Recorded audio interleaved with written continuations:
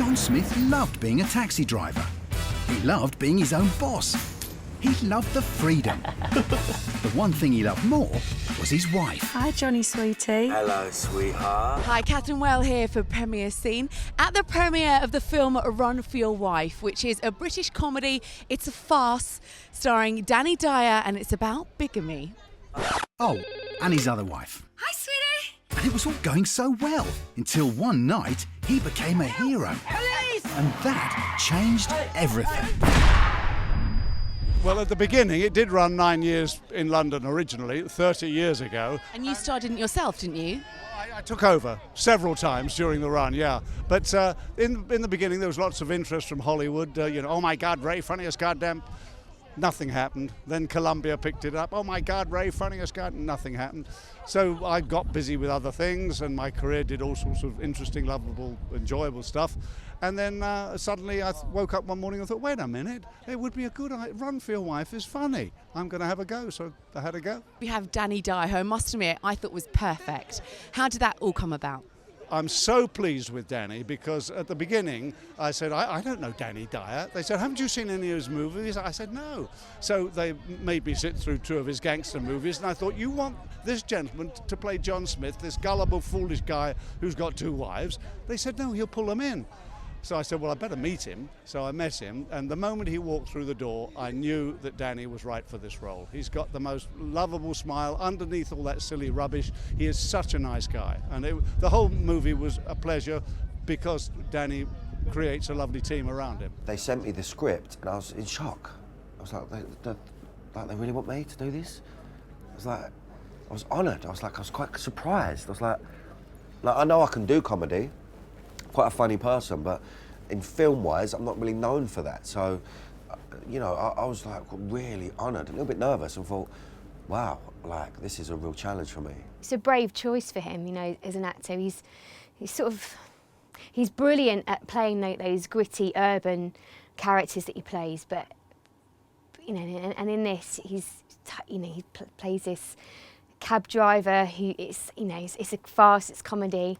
It's very different to what he's used to, and I think he's a really brilliant actor, and I love working with him. Finsbury Police Station. Stockwell Police Station. It's Mrs. Smith speaking. I'm worried about my husband, Mr. John Smith. He's a taxi driver. Brown hair, brown eyes, sort of cuddly. Initially, I auditioned for Denise's part, and then I auditioned for Sarah's part, and they were like, oh, don't know about whether she should be one of the wives. And then Ray then said, look, I really, really want you to be in it, and they didn't feel that my name was enough to sell the film. They needed 2 bigger names, so Ray wrote me this part for me. Wow. Yeah. When Ray did it in the 70s, it was some of the dialogue in it I was thinking was a bit 70s as well. You're like, yeah. So I tried to change a few things and he weren't having none of it. But he would tell me how to say lines, which is quite odd for a director. They don't usually tell you how to act, And and I'd be like, oh, I don't think I'd say it like that.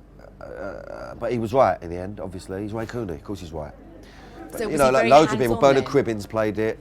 Terry Scott, if you remember Terry Scott from the Carry On films, he played it as well.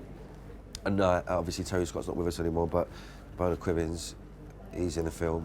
Richard Bryars, he played it. He's in the film. He's got a cameo. There were amazing cameos. It's unbelievable, isn't it? It's oh my goodness. There's. See, I didn't know that. Is that Cliff Richards? Yeah, I know. Dench? Cliff coming in for a day, and Judi Dench coming in, for a day. It's just like, when I signed up for it, I didn't realise that it was going to be to that extent. Yeah. It was wave after wave for me. I was born in '77, so in the '80s, even people like Sue Pollard and people like that. Right, that were massive. They were massive stars, You've got 2 wives? I love them both, Gary, and I couldn't bear to lose either one of them. Stick by me, mate, yeah? Oh, Mr. Gardner, do you know what an accessory is? A handbag? Congratulations on the film. It was fantastic. Your first lead role, how did you find it? Was it nerve-wracking? Yeah, extremely nerve-wracking, yeah. It's the 5th film I've done, and it is the main part that I've ever, probably the largest part I've ever done. I just actually really enjoyed the part because it was very, very similar to my character, but Despite what people believe about me, I love comedy. I love a good laugh, and it was a laugh a minute filming this. I had a great team. The producers, Ray, the director, was amazing. So energetic, isn't he? We spoke to him earlier. We got Danny, we got Neil Morrissey, we got Shirley, we've got such an amazing array of big OBEs and, you know, just amazing cast of like cameos. So it's like spot them, you know. Do you have a favourite cameo? June Whitfield, maybe? No, I love June Whitfield. I've got to say, she's tiny in real life. You were part of the exercise group. How was it? An exercise group. An exercise group. It's cold. It's freezing. I was hoping nobody noticed. I was right at the back. But yes, Ray said, would I like to go on the bus or be in the aerobics class? And I said, oh, in aerobics class, please. I had to teach them all an aerobics lesson. So it's kind of like doing a Girls Aloud dance, but for, you know, but in aerobics. And do you have a favourite scene at all from the film? I really actually enjoyed the yoga scene because I ad-libbed a little bit where I fall off with the leg behind my head. So I thought that was quite fitting. Yeah, I added my own little tweak to that. So how would you describe your character in the film? Would you say he's a bit of a hapless neighbour? Hapless, slightly useless, nervy, quite scared, as he dictates himself, unused to this situation, reasonably useless, the kind of person you wouldn't want on your side if you had such a dilemma as two wives. Yeah. But humorous nonetheless. Yeah. Obviously that all denotes the comedic attitude towards it. It's crafted by Ray Cooney, so it's going to be hilarious. So that's exactly what's going on within it. Yeah, he's not, you wouldn't want him in your trench during a war. Neil Morrissey's great in it, you know, he's like, listen, it's over, mate. Yeah. And you've run out of lies. You've run out of, you know, schemes and scams, and you know, I'm not, yeah. It's not over. You know, and you're right to the bitter end. And of course, you know, I won't spoil it. But it also made me think, you know, obviously because you're a bigamist in the film, it would be exhausting to have two wives. I mean, could you actually do it? The fact that you need another phone, you've got to get the story straight. Oh no, and in reality, I couldn't bear it. I mean, I just don't know why. I suppose it works because he's a cabbie and it's his shifts. Yeah.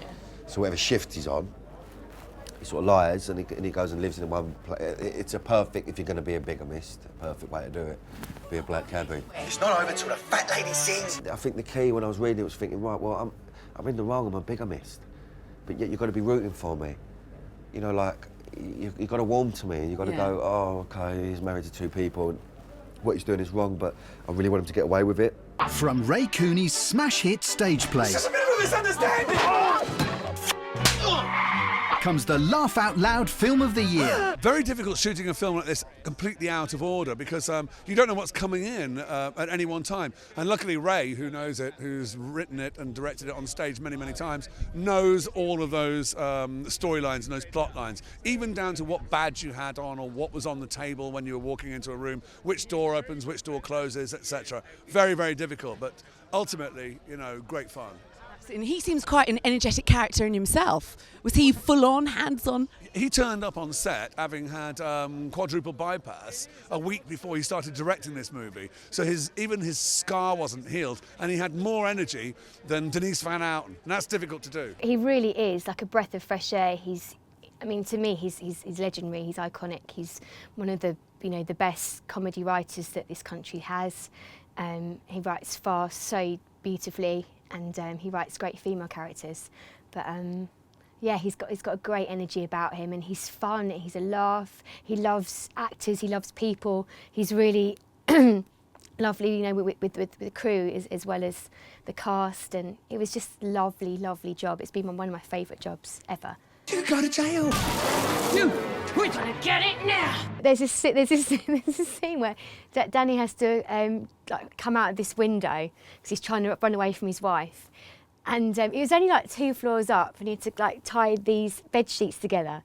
And considering he's meant to be like the hard man, and you know, and he was so nervous about it, and when they drop him, like he sort of does it for real, and you can see in his face that he's so scared, and that isn't acting whatsoever. That was bloody funny. It just made me laugh because he's meant to be this like hard as nails guy, and he's like out this window, like just above this bush, really frightened. And there were sort of a little hint at the end of the film that there might possibly be a sequel. Is there talk about that? Well, there is. I've got the script already. Oh, fantastic. Yeah. Is that an exclusive? Yeah, it is actually, yeah. Danny Dyer, Neil Morrissey, Denise Van Outen and Sarah Harding. Well, as the final stars go in to see the film, that's it from me, Catherine Whale, for Premiere Scene. Run for your wife. I'm going to call the police. In cinemas Valentine's Day. I've never laughed so much in my life.